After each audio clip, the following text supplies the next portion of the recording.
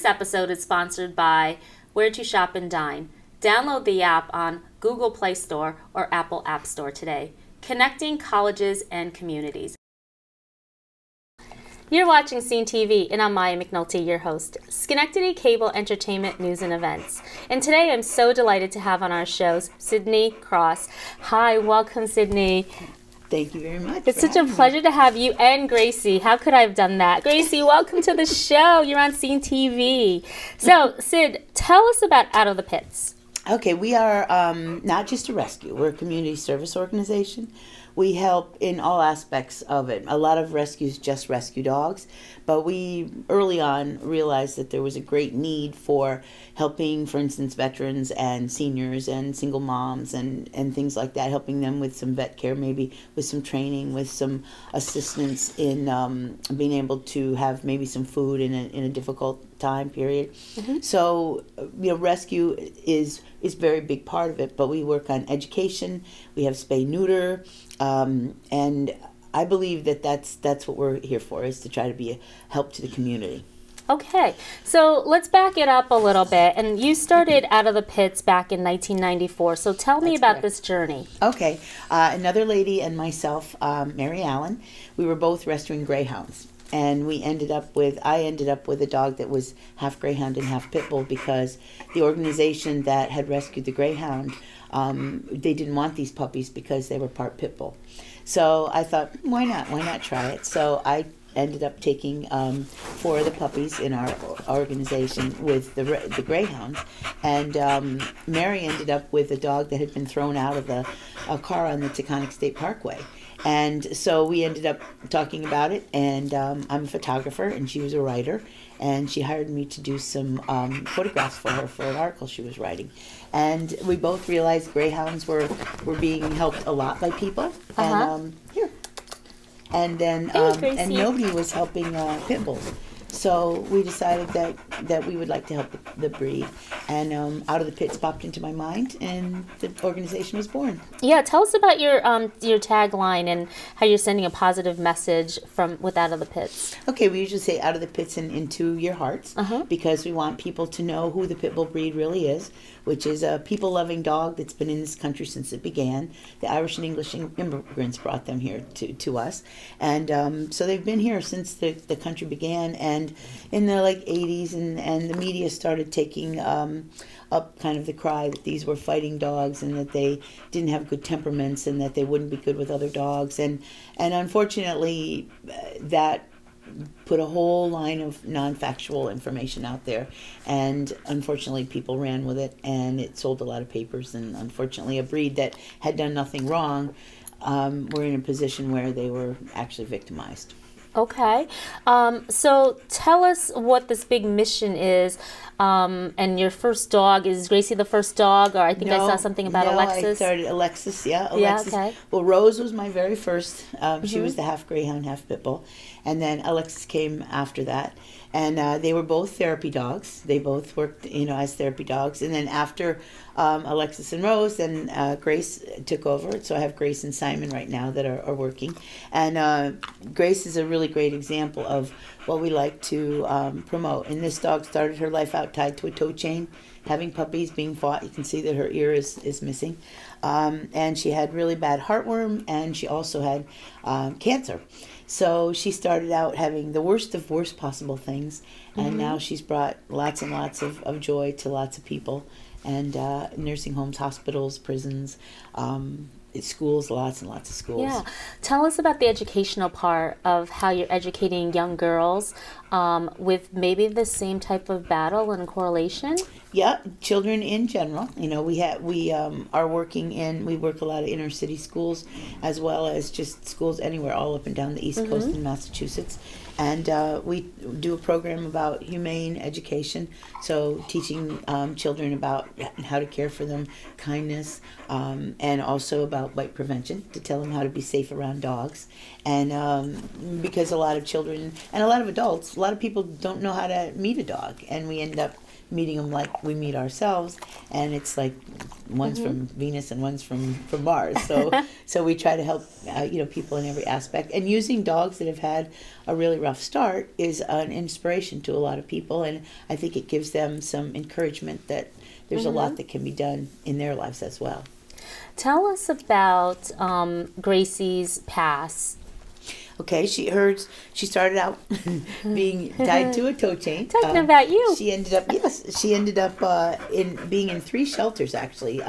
She was taken in a drug raid, and then she was in one shelter for 3 months, and they were going to euthanize her because of all her scars and her missing ear. And then they changed the paperwork, sent her to another shelter, and where she was for another 3 months. And then she went to yet another one, and a lady took interest in her, and she would go to the kennel every night and drink wine and feed her treats because she was sure that she was going to die. So when I got her, she weighed 65 pounds, which she's a 13-inch dog, and she now weighs 42, which is where she's supposed to be. But I said to her, you're going to kill her with kindness, and they said, well, we just wanted her to be happy. So she was treated for heartworm. She was treated for had surgery for cancer. So she's actually on the National Cancer Society website as a cancer survivor, kissing another cancer survivor. So we have a kissing booth, and she loves to do that. So she's in there. That's great.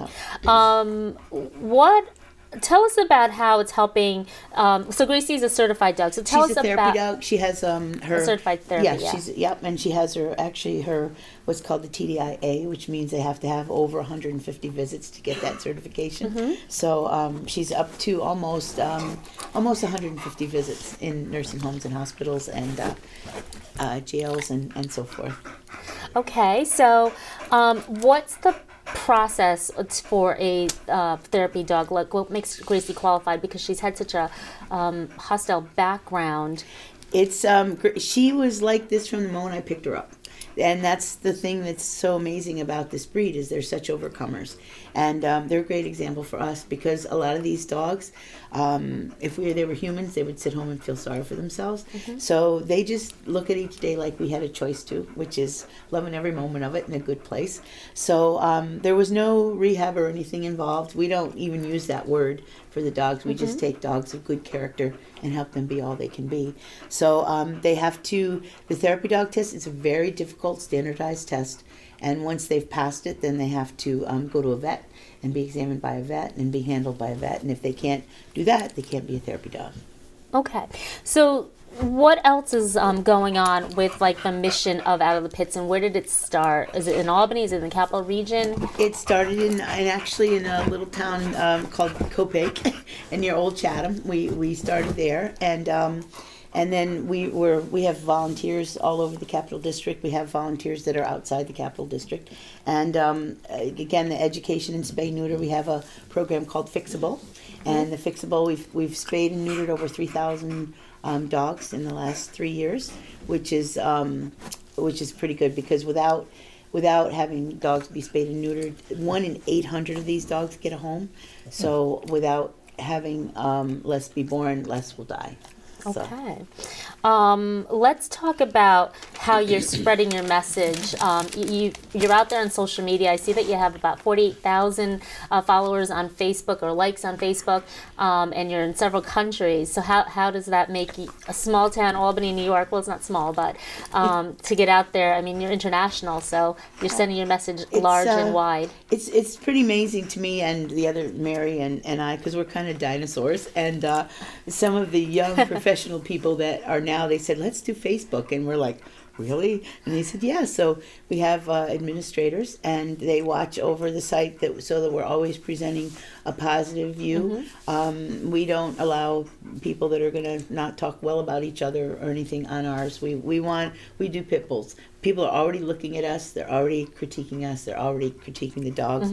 So we want to have a positive face out there for the dogs and for our organization. So some of these dogs that you've rescued have been in real cruelty situations. Describe some of that.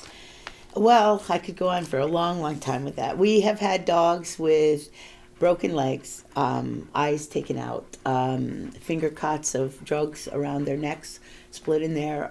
Puppies that have been fed gunpowder have had cigarette burns over their entire body, 6-week-old puppies with that. Aw. Dogs that have been starved, dogs that have been abandoned, dogs that have been hit by cars and untreated, and I could, go on and on with that. It's a laundry list, wow. It is a laundry list, yes, it's amazing. But we've been asked for different national organizations like HSUS or ASPCA to go and evaluate dogs at some of the big raids. Like we just assisted with, it was a year ago, in August with, it's called the 367, and it was 367 pit bulls taken from 3 states, and it was second only to what they call the Missouri 500. So they flew me down. I examined dogs to see who we could take. We brought dogs back, and they've been adopted into wonderful homes. Yeah. And I think the thing again that is the most amazing thing about these dogs is they're such overcomers. They just love people in the face of the most horrible things. They just want to be with you. Yeah. Tell us about some of the alumni dogs that you have, and I saw them on your website as well. So tell us about some of those. Okay. Well, we have a lot of therapy dogs. We have a wonderful little dog called Shaka, who is a canine officer in Milwaukee, Oregon. Now she started out in Washougal, Washington, and she's the top drug detection dog out there. We have Mighty Joe Young, who is was the first agility dog to get first agility pit bull to get a catch title. So he's got catch 3 titles. We have Berkey, who is a Schutzen champion, as well as Great a therapy stories. dog, and as well as that. And then we've got numerous dogs from. We had a raid. It was 2 years ago in January from Minden, and a lot of those dogs are now therapy dogs, have their canine good citizens, are visiting out and about in the world, bringing joy to lots and lots of people. So it's a great pleasure to see dogs that started out where you would never think they would achieve anything that are becoming champions and companions, bringing lots of joy to folks. The Out of the Pits, the program for the dogs, how long does it take? Does it take a year? Does it take 6 months? How long does it take for them to be retrained? There's not really so much retraining as we're taking dogs of good character and help them to be all they can be. We keep an adult dog for a full month before we start looking for a home for it, so we can get a good feel for who it is. And for us, it's all about the right match. Yeah, The talk right about match is adoption very for a little while. Okay, we call it we benevolently torture people before they can get a dog, and that's because Kind of reverse. Yes, exactly, and it's because people are going to be always critical of these dogs, and if you're going to have one in a neighborhood, a lot of times neighbors will be critical because you have a pit bull, and so we want the people to have the courage to be able to stand up for their dog, like their dog would be for them. So we do opposite sex placements. And usually we would prefer 2 dogs, male and a female. Some dogs we have need to be only dogs. Other dogs can be, with other dogs. But the match is the most important thing. We want to match up a dog so that in 15 years they come back and get another dog for us. And we have that happening all the time now, which is a giant blessing. Yeah. Do you have any events coming up? Yes, we do. We have an adoption clinic on January 30th. And then we have a snow bull, we're calling it, and that's February 7th. And all the information for that is up on our website. It's a dance. Is it an annual event? It's we might be doing it that. This is our first opportunity to do that. And then on February 8th, we'll be part of the rescues that are going to be at the Times Union Center. Okay.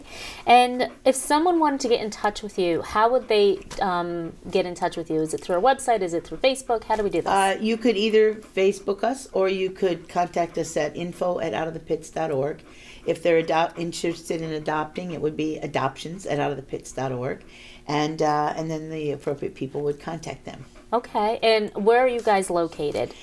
We are located all over. We have an Albany address, but we don't have a whole center area. We have our address is Albany. How often do you guys rescue dogs? Daily. It's a daily basis. Yeah, it's daily. We get 1,000 calls and emails a week asking us to take dogs. 1,000. How many states are you guys in? Actually, people contact us nationwide.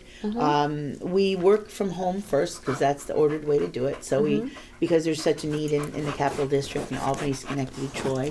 There's so much need in our area, so we work for our area. We do help with national with national raids, and we have done a few dogs outside our area when we have a spot for them.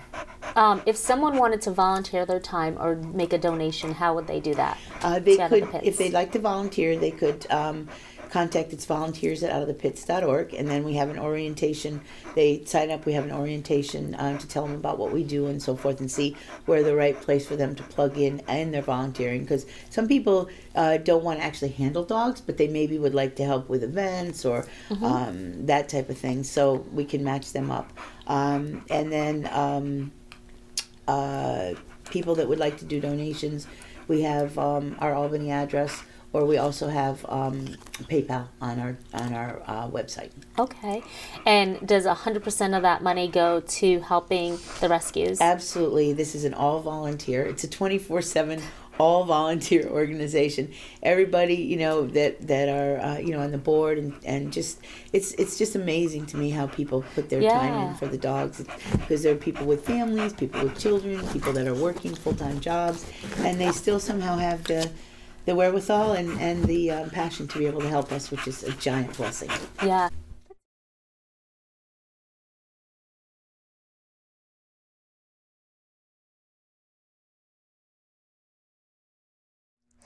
So tell us, what has been some of your funnest and most fun memories with Gracie? Oh my gosh, well, the kissing booth, I would have to say. She is a voracious kisser, and she's actually had kissed some famous people, and they have said, "Are you sure this is going to be all right?" And I'm like, "Yeah." And I said, "Now, if you don't want an intimate kiss, though, you make sure you do it with your mouth closed." And they start laughing, and she gets intimate. So it's always really funny, and we've had a lot of people, while in the kissing booth, come up and they say, "Oh, I never thought I could kiss a pit bull," and they have pictures taken, of them with her. So I think the kissing, one of our volunteers, Bonnie, she thought of it, and her husband constructed it for her, and it's our biggest education tool, actually, because the dogs are in the window. It's designed like in Peanuts, Lucy's kissing booth. So it's a hot pink with footprints all over it, and it's a real joy, to be able to do it. People really enjoy it. Yeah. So tell me about one of your experiences when you have picked up one of these rescue dogs, and your thoughts. They're probably filthy, they're wounded. Tell us a little bit about that. The one that is the biggest one in our area was the Minden dogs, and those were, it was 51 dogs. It was 8 below zero inside the barn. They were tied at 10-foot intervals down the barn with no bedding, frozen food, frozen water. One of the dogs, it's all right, Luca. One of the dogs had. Don't be scared. It's all right. One of the dogs had a leg that was broken, and we saw on the man's Facebook, the leg was over a year broken and just dangling on her, and she just was happy and wonderful and amazing, and so it was a court case, and everything, and there were dogs with frostbite. There were other dogs with, broken bones. And one dog was actually just crammed in an old feed bag that was dead with beer cans on top of it. It's horrible. And, it's just really hard. But the connection of excuse me, I still get emotional when I think about it.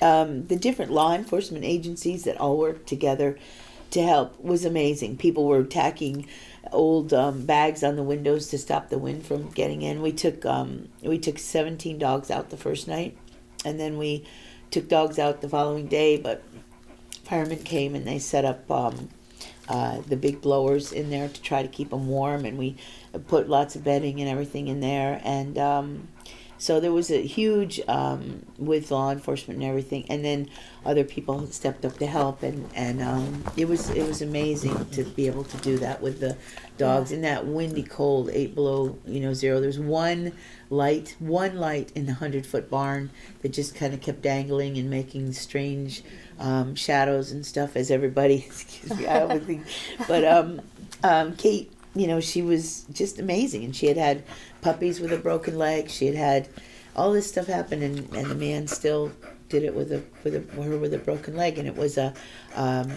green stick fracture, so that her leg was literally in 3 pieces inside of inside of the skin. And so we got her a prothesis, and she was adopted, and she got her canine good citizen. And she was adopted to a man who absolutely adored her. And then he just died this year. So grateful his daughter has kept her for us. But that was one of the most moving things, I think, of all that we've had. Yeah. You know. Tell us again, how can someone get in touch with you guys at Out of the Pits? How can we get in touch with you? Info at Out of the Pits. They could contact us if they want to email. If they're interested in adoptions, it would be adoptions at Out of the Pits. We have also donations at Out of the Pits and volunteers at Out of the Pits. So someone wanted to make a donation, whether it be time or money. How do they do that? They could either go on the website and use PayPal, or our address is P.O. Box 2311, Albany, New York 12220 is our mailing address. Okay.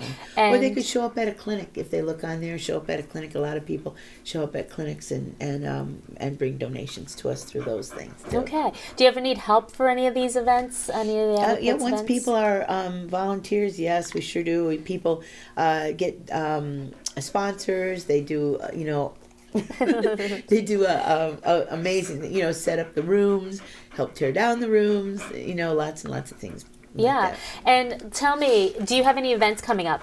Yes, we have on this weekend. Well, let's see.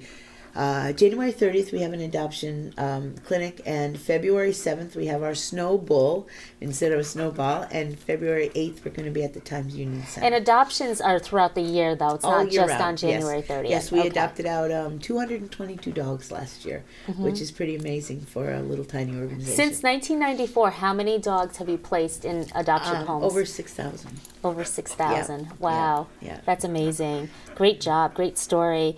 What is some of the funnest things that Gracie likes to do? She likes to play with the ball.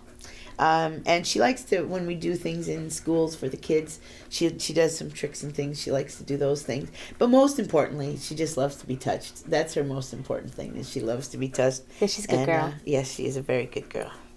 So, Cydney, tell me about the process for becoming a therapist for a therapy dog, and what the whole procedure is and what it entails. Okay, so to become a therapy dog, the most recommended thing is for someone to take a class from one of the areas that would offer it. And then you first take a dog of good temperament, and it has to be a year old.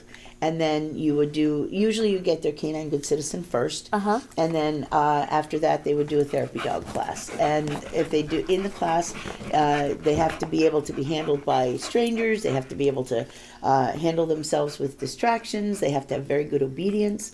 So once they take that class, then a tester that's certified by TDI comes in, and then they test the dog. And then if the dog passes, then they have to fill out a myriad of information for therapy dog, and they also have to be checked over by a vet. And then if all that works, then they can become a therapy dog, and then they would visit into the areas that their dogs would have a propensity for. Like certain dogs would be better with children, certain dogs are better in nursing homes, certain dogs are better in hospitals, certain dogs do all of it. So it would be up to the handler to find out the area that their dog would be most beneficial in. Yeah. What are some of the places that Gracie has been frequent? We visit once a month in a prison. We visit once a month at Ellis Hospital in Schenectady. And then schools. We've been all over the Capital District in schools. In Schenectady schools, in Albany schools, in New York City schools, some colleges. She's been at Hudson Valley, and just a lot of different schools all over the Capital District. Yeah, you're making quite the name for yourself. You're like a rock star. So, is there anything else that you'd like to share today on Scene TV about Gracie or about Out of the Pits? What I would really like to have people know is that no matter what a quote-unquote type dog is, like a pit bull isn't really a breed. It's a group of dogs that were put into a classification as a pit bull. But it would be really, really, really important if people could take away from this that every dog is an individual. And it's really important to know that depending on who it is, whatever is going on with the dog is on our end of the leash. It's our end of the leash. Whatever's going on with the dog is on our end of the leash. So looking at them as individuals, and also knowing that we're responsible for them, just like with children. Great. You know, Sid, I've learned so much today, and it was such a pleasure to have you and Gracie on the show. So thank you for being on Scene TV. It was a real pleasure. Thank you very, very much for having us. My pleasure. Thanks.